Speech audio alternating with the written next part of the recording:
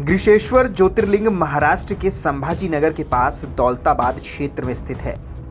इन्हें घुश्मेश्वर के नाम से भी जाना जाता है।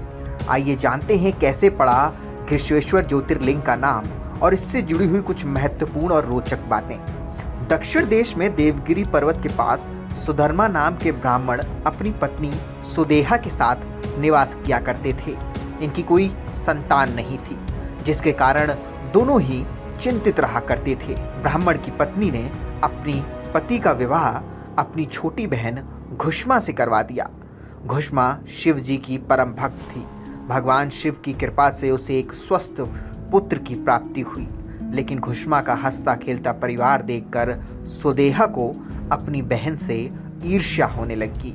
क्रोध में आकर उसने घुष्मा की संतान की हत्या कर उसे कुंड में फेंक दिया।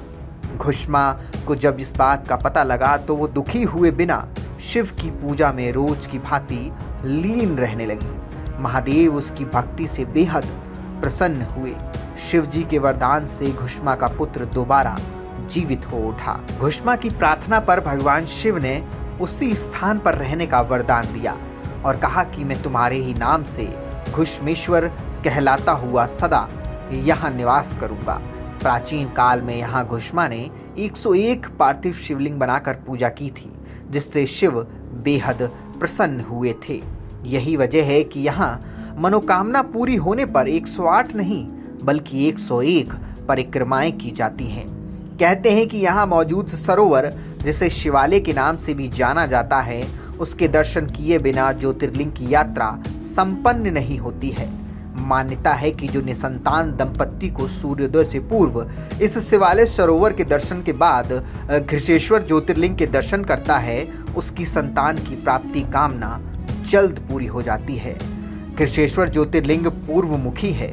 सर्वप्रथम स्वयं सूर्य देव इनकी आराधना करते हैं। मान्यता है कि सूर्य के जरिए पूजे जाने के कारण घृष्णेश्वर दैहिक, दैविक, भौतिक तापों का, धर्म, अर्थ, काम, मोक्ष का सुख प्रदान करते हैं।